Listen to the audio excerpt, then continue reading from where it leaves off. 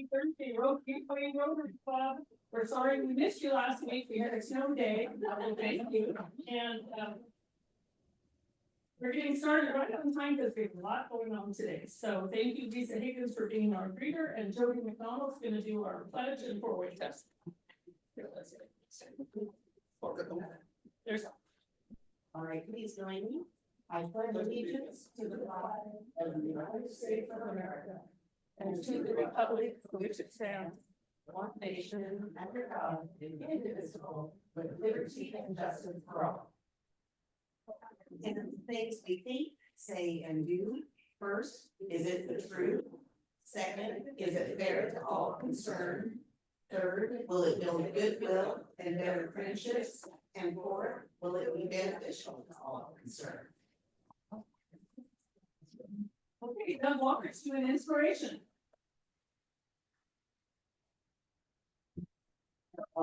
Three snippets, and they're more self-care than they are inspirations. So the first one was from a club member who said this a few times in email. I think it's quite wise, and it's sort of been spoken in the realm of maybe politics or something like that. But it's, don't compare your best to somebody else's worst when looking at them. Another one is something I heard off of a sort of a podcast with comedians who's talking about self-help. And she said, be careful not to compare your own tumultuous, chaotic, stressful insides, your struggles you're having with your family and whatnot, to somebody's shiny, smooth outside. Because they are having as much tumultuous chaos on the inside as you are. And then the third one was on the internet. See if I can remember this one. I thought it was pretty worthwhile. Study and learn feng shui. So when things go wrong, you can blame the furniture. Thank you. And so do we have any visiting Rotarians today? How about Rotarians with guests? Okay. Howdy. This is my Judy. Sally Banta. I thought it was Sally. Hi, Sally. Welcome. She would be a great asset to this organization. Very good. Thank you, Patty. So, oh, yes. Susan. My guest today is turning in his application. All right. Fantastic. We're happy to have you here. So I have a couple of quick announcements. Oh, yes. My guest is on the screen, named Darren Post, and he's the Executive Director of the Performance Excellence Northwest. And we're going to have a conference in April, and we're looking at using the Zoom call as an opportunity to reach out to the broader community across the region. And I said, tell me else, you can see how it works. So welcome there. Thank you. Okay. Now's a good time to remind everyone we need to use the mics because I didn't hear anything that Deb just said, but we'll get to later. So quick announcements. Last week we were going to celebrate our 33rd birthday as a club.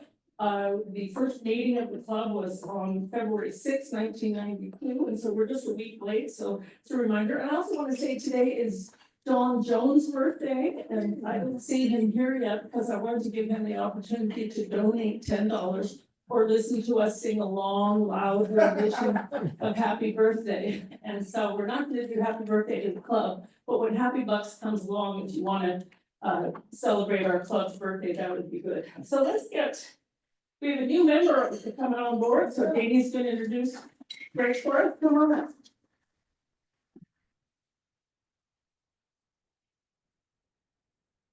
All right, you guys probably saw us in the Navigator this week and last week, but just in case not, Greg Smith was born in Grants Pass and raised on a 200-acre farm and forest in Glendale. It was a 3-generation property, and Greg was the third of 10 kids in his family. He graduated from Glendale High School, where his dad taught science. Greg then attended OIT in Klamath Falls, and in 1978 earned his Associate of Science degree in automotive technology. He then began his long career in the automotive service and repair industry. He became ASE certified, which is Automotive Service Excellence, in 1980, and he's been master certified for over 30 years. In May of 1991, Greg opened his shop at the Autosmith. He moved to his current location on the corner of 8th and J Streets in 1995, where he continues to operate with a team of 4 techs and service riders. Greg and his wife Sherry married in 1981. Greg helps raise his son, also Greg, who still lives in the area. Sherry operated 2 very successful daycare facilities in Grants Pass, where Greg spent many weekends doing construction, repair, maintenance, and landscaping. Greg and Sherry were married for 43 years until her passing last year in 2024. A longtime member of the Wild Rivers Photography Club, Greg spends much of his time enjoying photography, and he enjoys hiking, skiing, boating, RVing, usually with me. And he looks forward to delving into Rotary service and fellowship. So if you will all please join me in welcoming Greg Smith.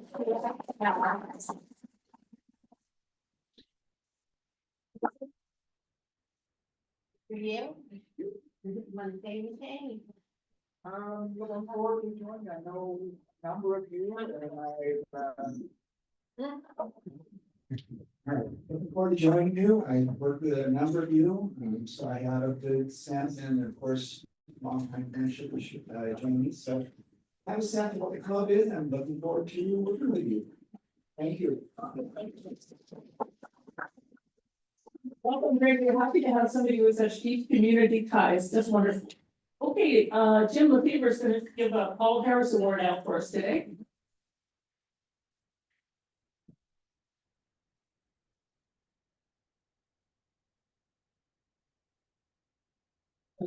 Right, I'm glad you came on board. It's good to have an honest business, another honest business. The automotive kind of has a poor rap, you know, you don't go to Star to an Autosmith. So, Paul Harris. Paul Harris Fellowship is when a Rotarian is honored when a Rotarian gives $1,000, and at each $1,000, which goes into the Rotary Foundation, you get a pin. And more than that, it's encouraging. It's a commitment that Rotary members have made to Rotary, our club, our district, our nation, and international. And today, Helen Moody, I would like to ask you to come up.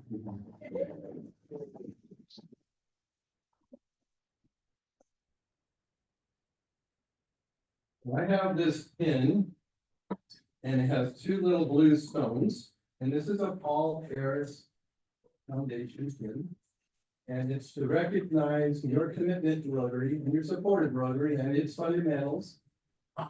And what it means is that you have given, when there's no pin, no stone, it's the first one. And then everyone subsequential, you get another stone. And so thank you very much. You've got a Paul Harris +2.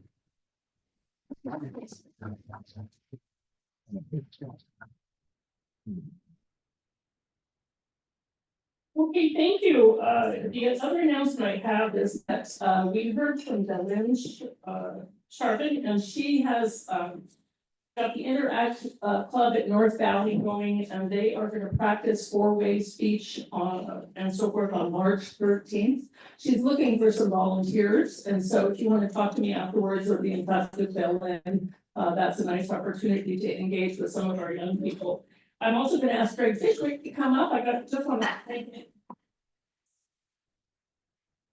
I went to my first Super Bowl party with our club members at the Grants Pass Museum of Art, and I'm re-gifting this bottle of Fireball because Greg did such a great job. It was super fun, and we need him to have Fireball energy to do it again next year. Thank you, Greg.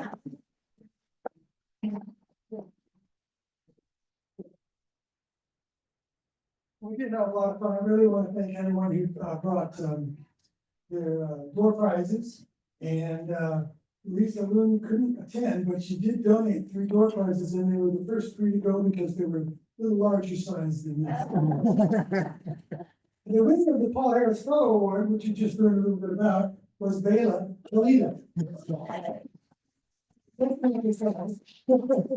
This is the side of the one. There was no one from the second grid had an empty square, the winning square. but he was bailiffs.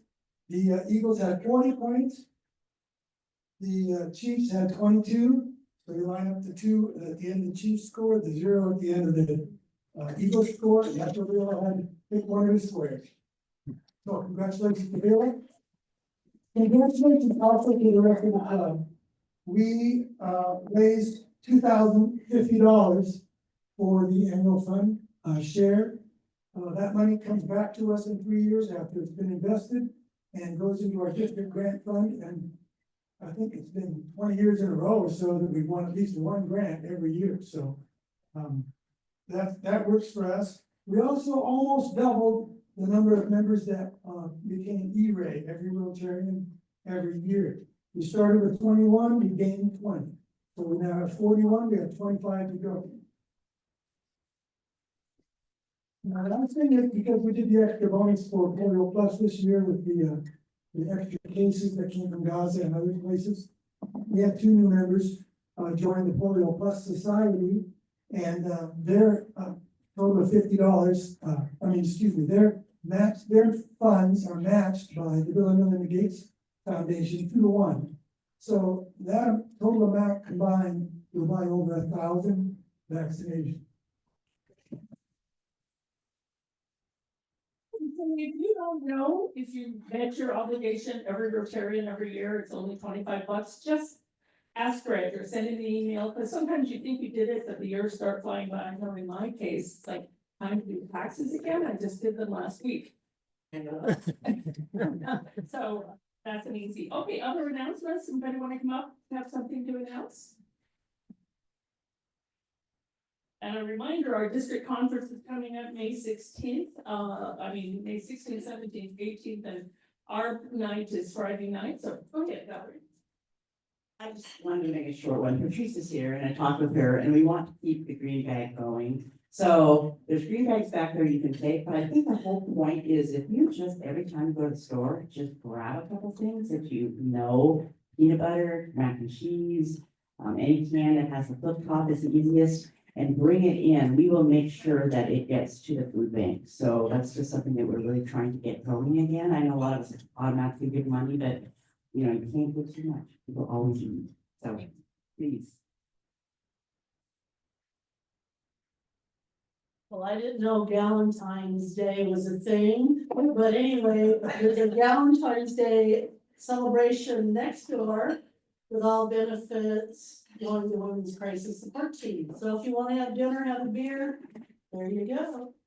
Valentine's Day here too, guys. Okay, an update on our water project in Cozumel, Mexico. It's almost a $60,000 grant to install rainwater collection into cisterns for 2 schools. One is Setmar, a vocational high school. The other one is ESP 6, which is a middle school. So Setmar is well underway. They are in the process of completing. Today, they have all of the necessary tools and whatever you're gonna buy for the ESP 6. And the projected completion now is March 15th. So both should be completed around March 15th. My wife and I will be in Mexico in April, and we'll verify that this project has been completed.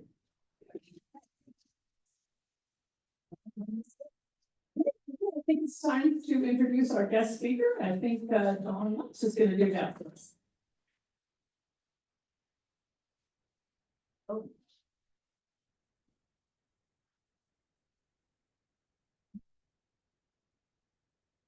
That's bad. I can't see without these glasses anymore.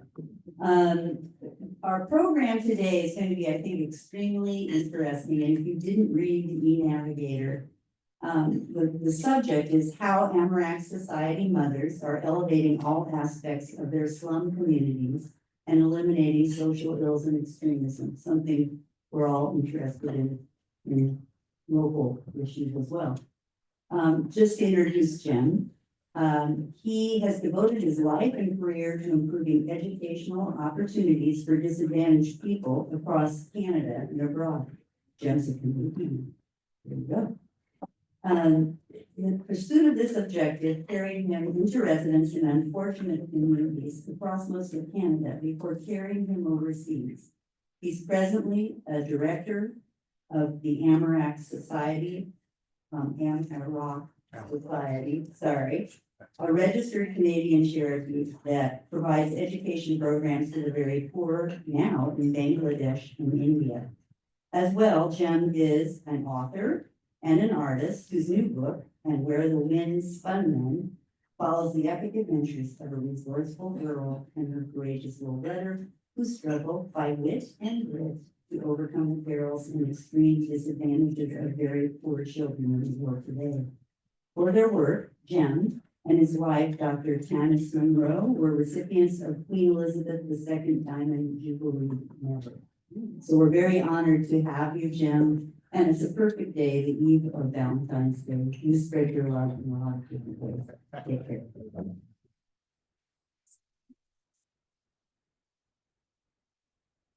Thank you very much for that welcome. When my wife Tanyss and I became interested in Bangladesh, of course, we sought to find out about it. And the first thing we found out about it is that it's really difficult to find out about it. Bangladesh is a country that quite escapes the world's attention in terms of its general condition. You will from time to time hear of its latest disaster, but for the most part, the normal circumstance of Bangladesh is not well reported. But in the scant information we could find about it, we would encounter a repetition of the phrase, the poorest of the poor and the worst of the worst. And that certainly is true to our experience. But I believe its present condition was more eloquently expressed to me by the Turkish ambassador to Canada, who told me that he was supporting our organization because, and I quote verbatim, all the countries I've been to in all my world travels, only Bangladesh made me proud. Now, we know intimately the conditions of Bangladesh that will have caused this successful man to cry, but we believe we have found something better to do than that, and that's what I'm going to tell you about. When we were first asked to Bangladesh, it was for the purpose of bringing improvements to what's almost certainly the worst school system in the world. That is but one of the measures by which Bangladesh distinguishes itself negatively. There are many other such measures, so I would insist that's the most important of them. The challenge of the worst school system in the world proved to be greater than we could resist. So we packed up our 4 quite reluctant children and we moved from what was then ranked as the best city in the world in which to live to what was then and is still ranked as the worst city in the world in which to live. Now we went there to that purpose. But when we got there, we began to see a situation that struck us as more serious and more dangerous than a deficient school system, and that is millions of children in the terrible city slums who are too poor to go to school at all.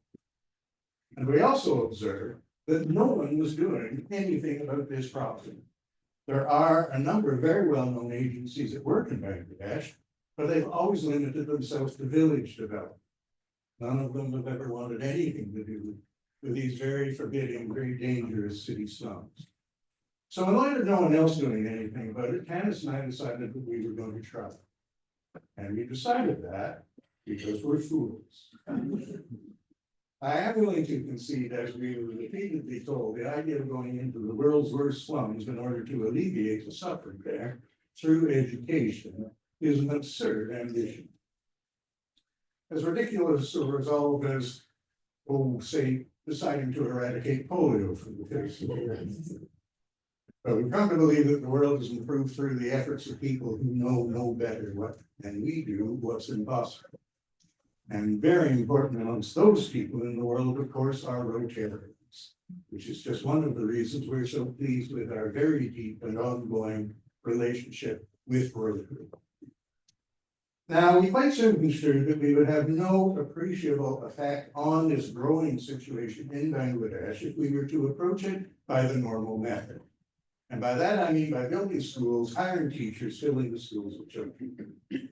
That's the first approach anyone thinks of course, but that is not answering the problem in Bangladesh. Neither is it answering the problem in our subsequent countries of operation, India, Pakistan, and Nigeria. And as a matter of fact, that approach is simply not answering the problem in the world. That's been doing absolutely nothing to diminish the number of children in the world who can't get an education. In fact, that number is always going up. And at this point, it's astronomical. At this point, we're looking at 1 child out of 2 in the world being unable to gain anything like what you would regard as a decent or proper education. 1 child out of 3 in the world today can't get an education at all. And 3 out of 3 adults in the world should be deeply disturbed by that fact. So we knew we needed to find a means that was more effective, much more cost effective, and more sustainable. And what we struck upon was the idea of going into these slums and teaching mothers in the slums to become neighborhood teachers. Reckoning that if we could do that, we'd be working the same multiples as the problem has been replicating itself. And in pursuit of this, the first thing we did was go to a number of these very well-known agencies with a proposal that they partnered. And their response was quite meaningful. They did allow that this was an innovative idea. But they all agreed that the idea would be considerably improved by any chance whatsoever it could work. And they'd explain to us why it couldn't possibly. The first objection always was, you're talking about the poorest Muslim women. Now, it's very well known in the world of development and aid, if not said, it's very well known that there are people to whom development and aid just don't descend. And signal amongst those are the poorest Muslim women, who are regarded as being locked into their own dark little lives, and there's just no getting at them. Secondly, they would say these slums are impenetrable. If you ever ventured in, you'd never get out alive. You could never manage the slumlords. You could never manage the corrupt and lethal police in the slumlord service. And you could never manage the enraged and threatened husbands of these women you're proposing to teach. And they promised us if they don't deal with it quickly enough, without question, the extremists could. But they always had what they thought was a clinching argument against the idea, and it was this. Even if you could reach these unreachable women, they could never learn to the extent of ever teaching anybody else. And that was our reaction. We dismissed that immediately. We were, after all, people who, by their own admission, had never had anything to do with these women. But I'm not going to argue our case before you. I'm going to show you our evidence, and I'm going to ask you to decide for yourselves whether or not these women can learn. I'm going to show you Gail's going to show you a very short video of one of our schools in operation. Now, this is a typical school for us. It certainly won't be a typical school for you, but for us, it's a normal circumstance. Nothing exceptional is happening in this video for us, so I hope you will find it, if not exceptional, at least remarkable. And in this video, you're going to be seeing one of our teachers whom we've developed through our own teacher training program. And she's going to be calling upon a young mother of the school to perform an exercise. And what I'd like you to bear in mind as you watch this young mother is that when she enrolled in our school, she was in precisely the same state as all of the women who enter all of our schools, in that she had no education at all. She couldn't have told you a letter of an alphabet. She had no numeracy at all. And what I'd like you to bear in mind is that you're seeing her 6 months after she enrolled in our school in that state. So Bela, you could play the first one, please. And I'll ask you to decide whether or not these women can learn. That 70 million, by the way, is not the world total. I wish it were. That's just Bangladesh. So we need sound. Yeah, we are not having sound. We've had this issue in the past.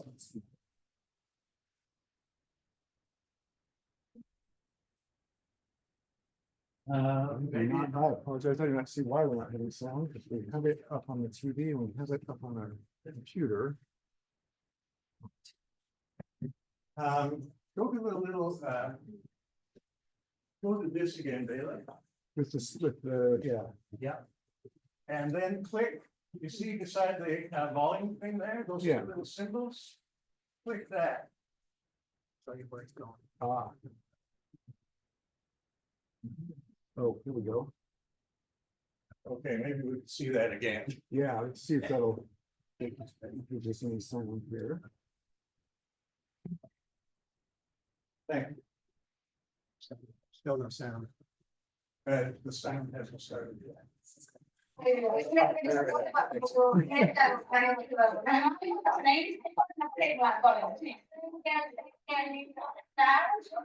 I wonder what you are, how ever.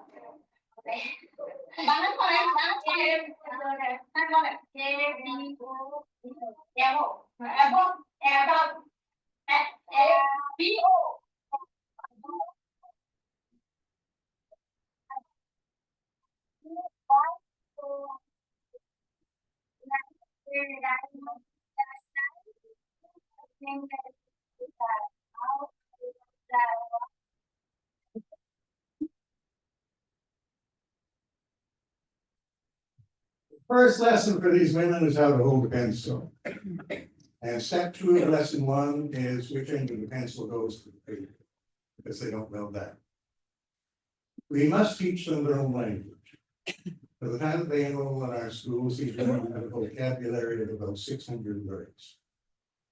You people, as educated people, have at your disposal an everyday vocabulary probably approaching 15,000 words, maybe more. A vocabulary of 600 words is indicative of the extreme restriction and limitation that has been the experience of these women's lives. Obviously, we teach them literacy in their own language. We teach them arithmetic. And when we begin with arithmetic, we must begin with 1, 2, 3, 4. And as you see, we also teach English and English literacy. That's for a very sound reason. English is the language of opportunity in our countries of operation. In Bangladesh and in Pakistan in particular, English has been one of the means by which privilege protects privilege. It was supposed to remain the preserve of a very small number, very highly advantaged family. Not everyone's thrilled, I can tell you, that we're teaching the poorest of the poor this very valuable and very competitive asset. We also teach science. We also teach social sciences. We also teach health, hygiene, and nutrition, knowledge of which these women have none when they enter our schools. We also teach conflict resolution. That's because these are indeed extremely violent locales, where violence is the first reaction, not the last resort. But also, curiously, from the time they're married at a very young age, and despite their concentrated circumstances, these women lead socially isolated lives. So they haven't had our opportunity to develop our everyday methods of reconciling our differences, moving beyond our disagreements so that we can proceed productively together. Methods, as they say, we use through every day, and of course, without which no Rotary club such as this could exist at all. I'm pleased to say, though, that our mothers very readily take to these methods of conciliation that we teach. And in no time, the women within our schools coalesce into the first cohesive, cooperative community that's ever existed in that slum. And on that basis, they become the motivating power of the slum. And on that basis, they become the de facto leadership of the slum. Now, we also teach about birth control. I'll come back to that in a moment. What our teachers understand, though, is that what we're really teaching these women is to think. And that may require a word of explanation. You all have the most marvelous mental capabilities, of extraordinary development. You all have absolutely wonderful powers of reasoning, of logical extrapolation, forming or recognizing appropriate associations, form context, and many others that are so highly developed in you, you usually don't even notice that you're using them, even though you're using them all the time. You're certainly using them right now. These extraordinary abilities are second nature to you now, but they weren't innate. You actually had to learn. But fortunately for you, And for grandparents and for the world, you had the opportunity to learn. These women had never been afforded that opportunity.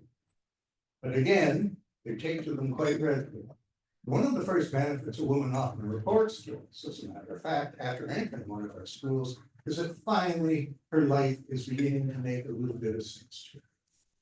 And that she finally feels equipped to start making decisions for herself, for her family, and for her community.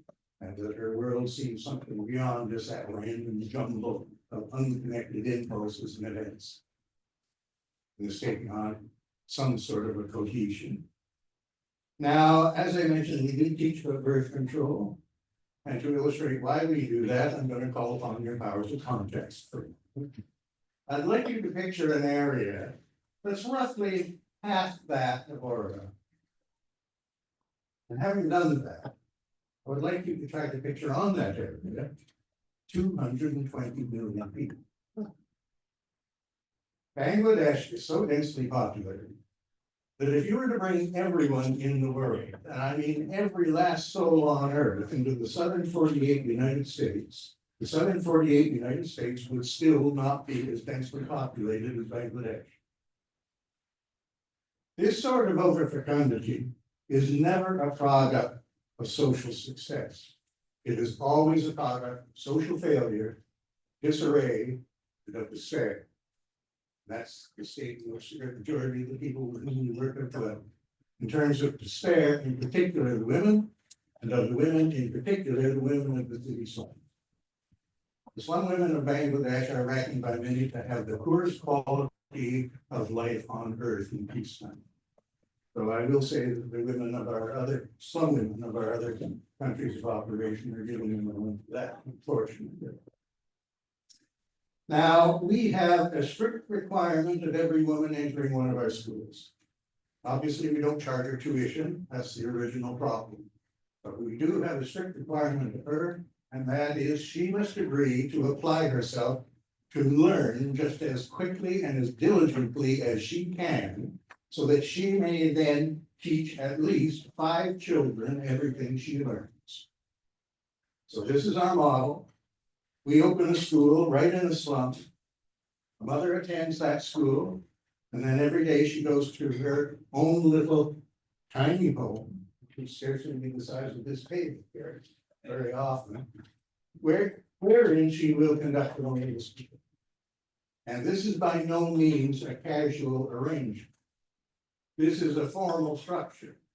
And she will have the same children coming to her school at the same time every day, for the same period of time every day, and we monitor the progress of the child in her school as closely as we monitor her progress in our school. All of our mothers, as I say, teach at least 5 children. Most are trying to cram as many as they possibly can into their little homes, and that's usually a limit of 8. And they're doing that, they're exceeding our expectations of them for 2 reasons. One is the demand is so big. And it breaks their hearts to turn away parents who have brought their children to her door, hoping that her children will gain an education. The second reason is they find it so fulfilling.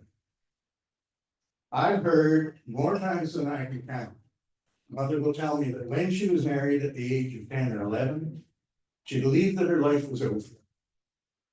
She said she continued to believe that her life was over until she enrolled in one of our schools, at which point she says she feels that her life began again. We know one of the central elements of that despair. It was actually quite predictable.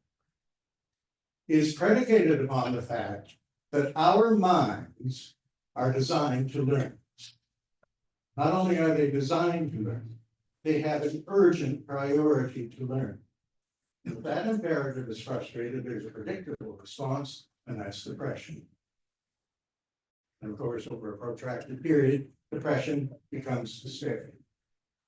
We know that by finally answering these women's ongoing need to learn, they dispel that sense of despair.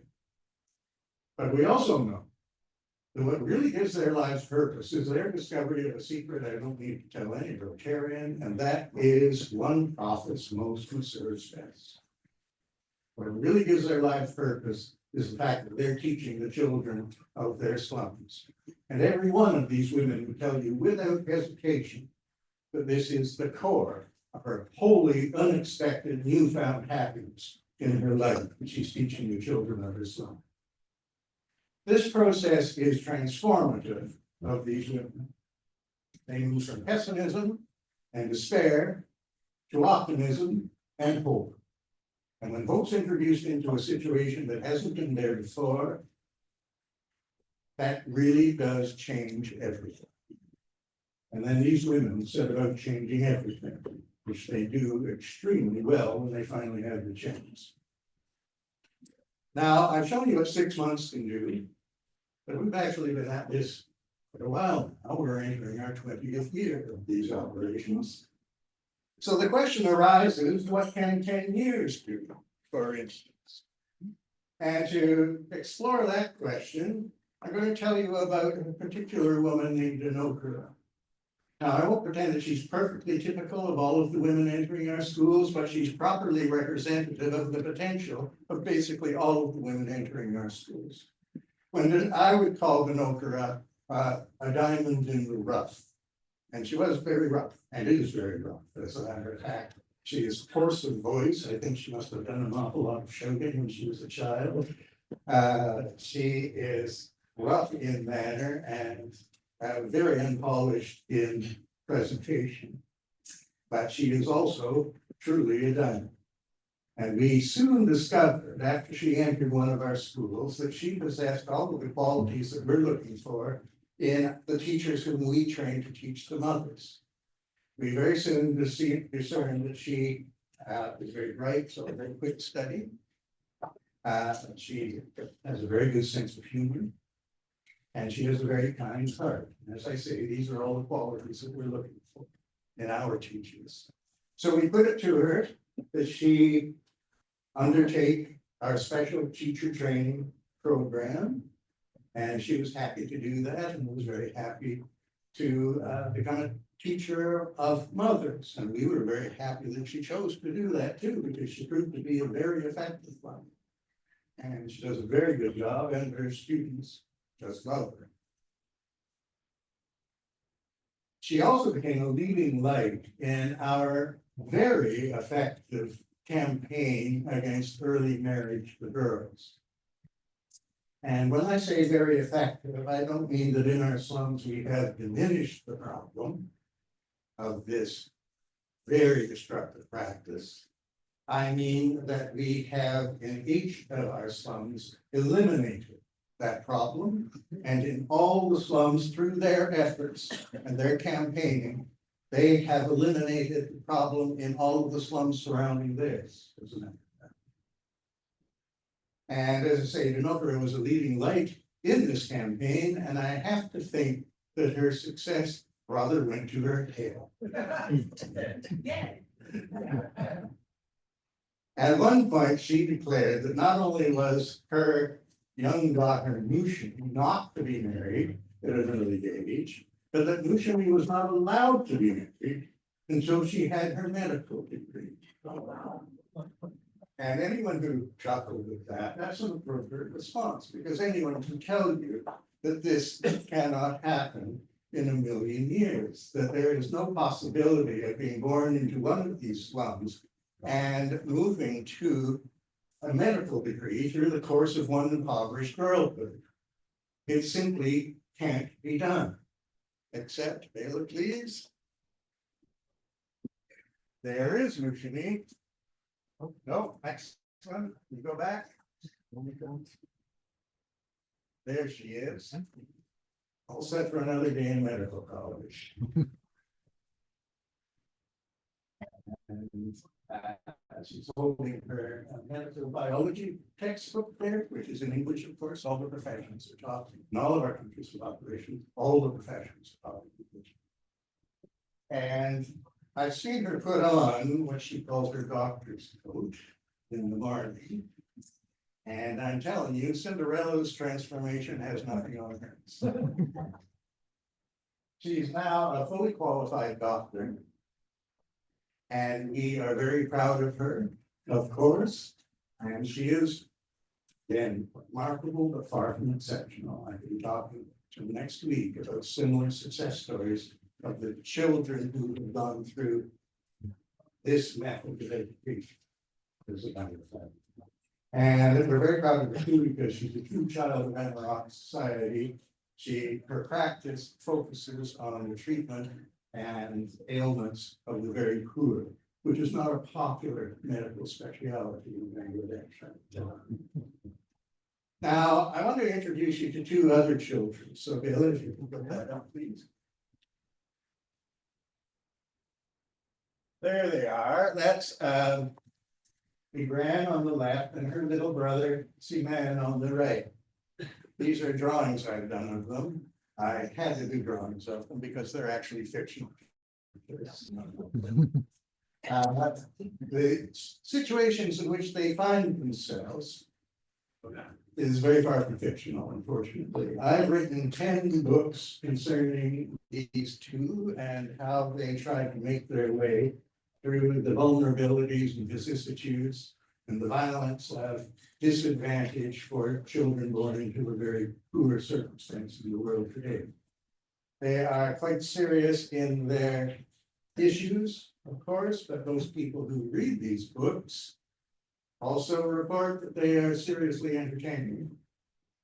What we are doing is now, relax, I'm not trying to sell you these books. What we want to do is give them to you in e-form. So that is electronic form of each of these books as what we extend to our Rotary friends. We can't afford to give you the hard copy books. That would cost too many children their education, but we are offering them in e-form. And if you want to give me your contact information, we won't abuse it in any way. And what you will do is receive a new book every 4 months, along with some very interesting supplementary material that further explores the issues that are raised in each book.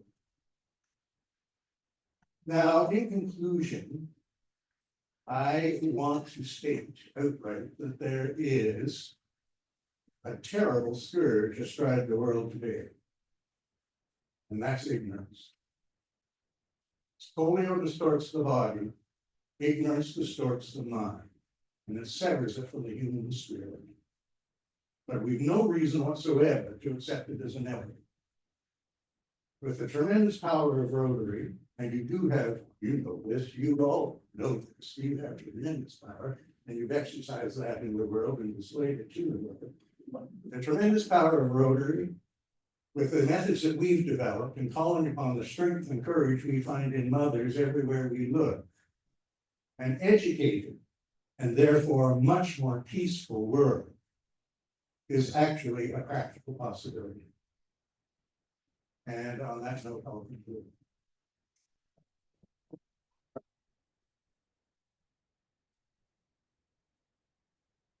Would you like 2 questions, or would you like to stay after for questions? We'll do Whatever you prefer. questions from the crowd. Yeah, Jim. You mentioned the incredible obstacles of just getting into the slums, and how did you, just briefly, how did you overcome them? The slum lords, the poverty, the danger, etc. Well, I'm not sure that there is a brief answer to that, but I'll try. It came to our attention with the husband, so that's the first obstacle. That's the most immediate obstacle, along with the slumlords. But with the husbands, it came to our attention that the predictions were too true. Probably 2/3 of our mothers in their first couple of schools we found were being beaten for their attendance. We found a way to forestall the violence in the short term, but we always knew that in the long term, the men's minds needed to change, and we were very well aware that we ourselves had no capacity whereby we could affect that change. It would only be the achievements of the women who could bring that about. And I can tell you that that almost always happens. And by that, I don't mean that it happens in almost every slum. I mean, in every slum, it happens with almost every husband. And those few men who are so recalcitrant and intransigent that they refuse to acknowledge the huge, I mean, it's just unbelievable benefits that these women bring to their community. Find themselves no longer within the embrace of the majority.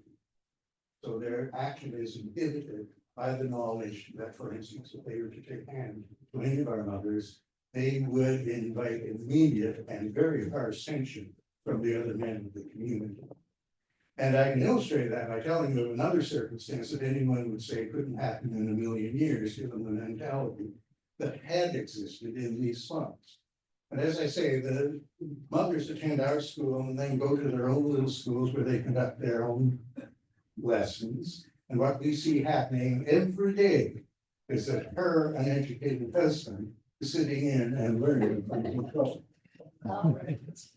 We have countless examples of children going from the mother's little schools back to their own homes, where they teach their brothers and sisters what they've just learned, but also their mothers and fathers, and even their grandmothers and grandfathers. So we have countless instances of men happily learning from the females in these families. Wow. Wow, yeah. Thank you so much. Other people with questions, feel free to come up. That was fascinating, and wow, talk about making a change in people's lives, just extraordinary. Thank you for joining us, and we love your Canadian accent. Okay, Sergeant Skelly, come on up.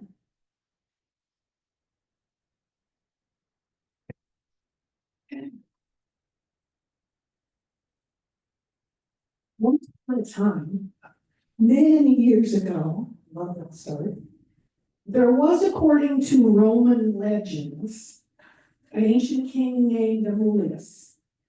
Well, when this king found out that his sister, the mother of his twin baby nephews, Romulus and Remus, had broken her vow of celibacy, he ordered that those twins be thrown into the Tiber to drown in retribution for their mother's broken vow.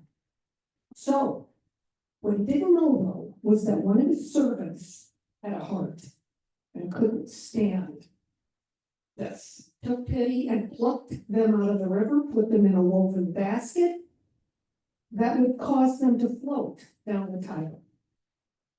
Now the river god carried that basket downriver until it caught into the branches of a wild fig tree. There, a she-wolf heard their cries, snatched them, rescued them, and took them to her den, which was at the base of Palatine Hill, which is where Rome was founded.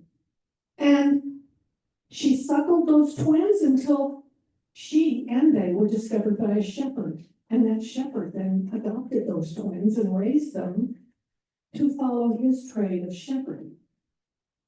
When they became young men, and they had heard all the stories about their births, they killed that uncle who had ordered their death.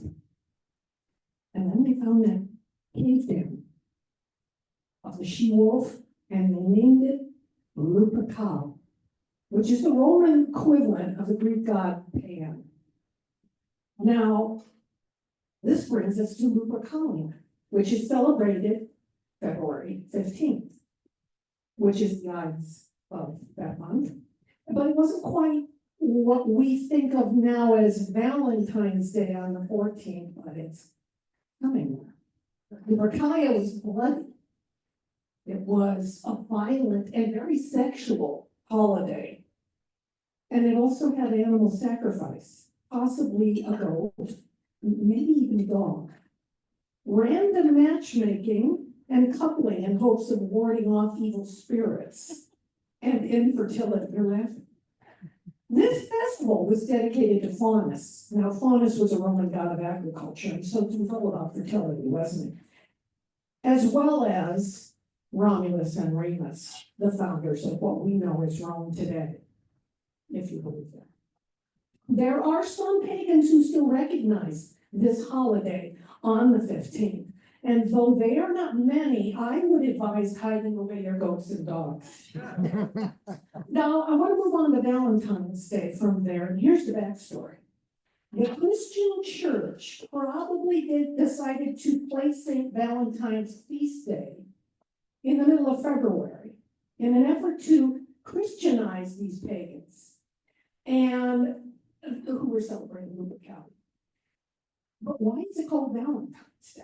Well, the Catholic Church recognizes at least 3 saints that were called Valentine. And they were all beheaded. One legend says that Valentine was a priest who served in the 3rd century in Rome, and Emperor Claudius, we all know that name, made an edict, this was Claudius II, by the way, made an edict that single men made better soldiers, so none of them were allowed to get married. Well, this Valentine, he saw that this was really an injustice, and so he defied Claudius and performed marriages on the sly, only to get his head taken away off of his body. And another one, there was a Valentine from Tierney, a bishop. He too became beheaded. And then, but it's this third one that's possibly my favorite, and he suggests that, we suggest that he was beheaded for attempting to help prisoners in Roman prisons escape, because the conditions in those prisons meant you were going to be tortured, you were going to be beaten, and so it was his idea to try to help that out. That ended up with him going into the prison with them, and the jailer had a really pretty daughter who he fell in love with. And so he then snuck a little note to her, letting her know how much he cared about her. And guess what? He ended it with, "From your Valentine." And there you have it. Okay, today's Valentine's Day is now celebrated in every country but I think 8. And the ones that don't celebrate it, well, they're just wrong. And most of us, we celebrate with candy, flowers, wine, dinners, whatever we can do. And so boys, dust off your credit cards, because it's tomorrow. And on that note, happy butts, Valentine's butts. What do we think? Who's ready? All right, I'm gonna start with Doug.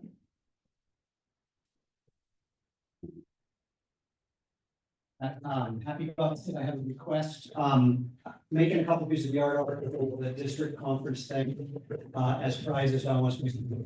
I need a pair of old cowboy boots to cut up to do something with. Anybody has a pair of cowboy boots you want?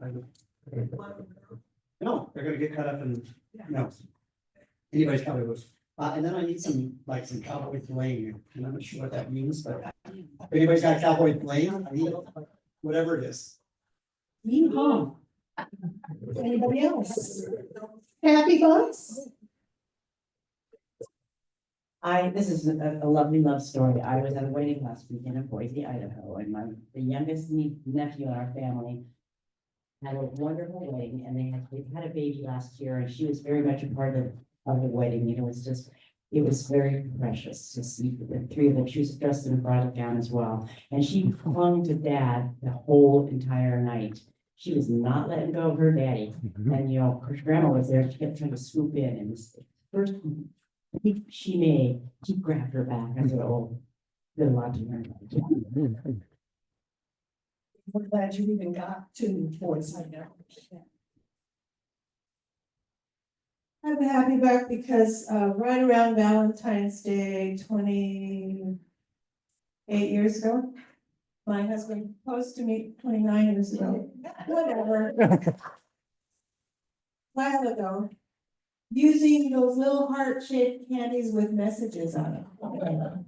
We put one in each little tiny envelope, and I had to open them one at a time. Will you marry me? But guess what? I said yes.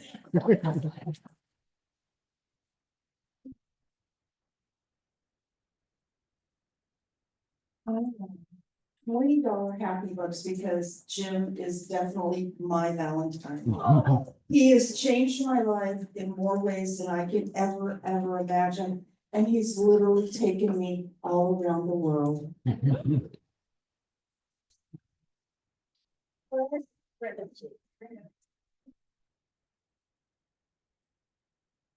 I'm still reeling from our talk. I want to thank our speaker for coming. You're speaking to the right group. We have more teachers in this club.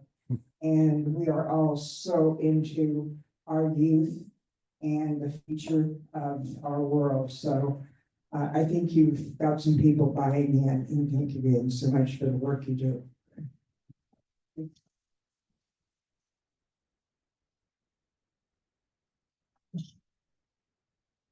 I have a few happy bucks. I mentioned that Karen was, my guest on the screen, and, one of the things that we're gonna do at our event, we've been looking at how to tell stories about communities connecting. And I met earlier this week with Casey with Rentec. She was telling me the story, and she was making a lot of references to Doug. And then I read the sneak preview, story in the back of the page, and I went, oh my God, these are the panelists for this discussion about connecting across communities. And I have to say, getting involved with Performance Excellence Northwest again has been a joy, but there's an added level of joy when you look around and you see that some of the excellence across the area that we're looking for are right here. And it makes me very happy to be at Grants Passonian, I guess. Happy Valentine's Day. The first gift that I gave for Fritz when we first started dating was, I thought I got a little crazy and made him truffles from scratch and wrapped them and put them inside of an old tennis shoe and stuck it in his mailbox. And it was I love, Valentine, my heart and soul or whatever, something having to do with soul. Anyway, and they were sending things. So I said, did you get the package in your mailbox? He says, my mailbox. And I said, mailbox, and you grab it. Oh, I don't, that's not my mailbox. I get my mailbox post office. There was the box sitting in his mailbox at the end of his driveway. Never mind. Not in here. Guys. Thank you so much, Kelly. Thanks, everyone. Don't forget to put your happy bucks out there. We're gonna do the card draw. And, but I don't have any cards up here. Do we have somebody with the? Maybe in the, oh, no, not in All right. The deck of cards is gone missing, so. Not on the podium?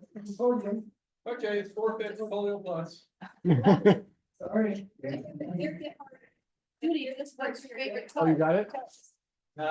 All right, here it is. Doug, we found it. You want to help us, help me get it? We'll have our speaker draw the card today. Okay. Thank you so much.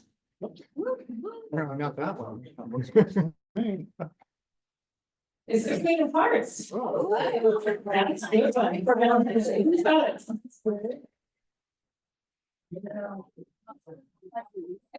It's a mystery. Queen. Well, thank you. Okay, everyone. That's a pretty good sleight of hand. But if you judge a fish by its ability to climb a tree, it will live its whole life believing that it is stupid. That's from Albert Einstein. Thank you to everyone. We're going to see you next week. Have a good one.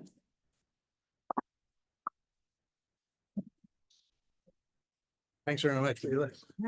I'll take this back. Well, they tell you that matters. I don't know if it does. Does or not, but yeah. Thanks. Yeah, thank you.